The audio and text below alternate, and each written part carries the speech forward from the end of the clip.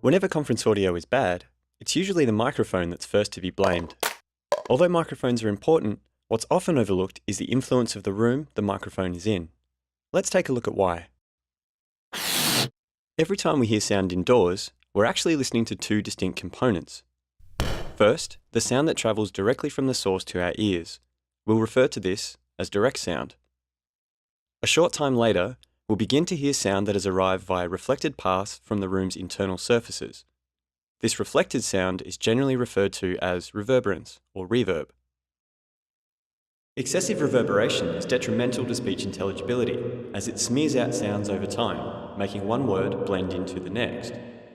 Unlike our ears, a microphone has no way of deciphering this smeared sound, so for conference spaces, we want to minimize the effects of reverberation to make speech as clear as possible.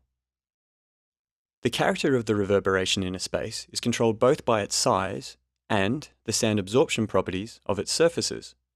The size influences the length of the reverb. The larger the room, the further the sound has to travel between reflecting surfaces.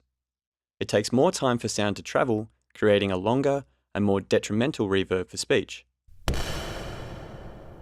The sound absorption properties of the surfaces influence the strength of the reverb.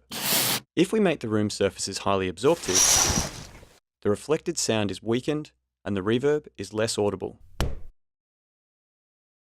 We measure reverberation by timing how long it takes for a sound to die away to inaudibility in a space.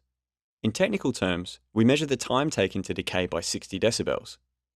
For example, if we pop a balloon and measure that it takes 2 seconds for the level to decrease by 60 decibels, then our room's reverberation time would be 2 seconds. For the record, that would be quite a reverberant space. For conferencing, we typically want something around half a second or lower. That's the theory. In the next installment, we'll put it to the test by hearing how a microphone is affected by the reverberation in a number of different acoustic environments.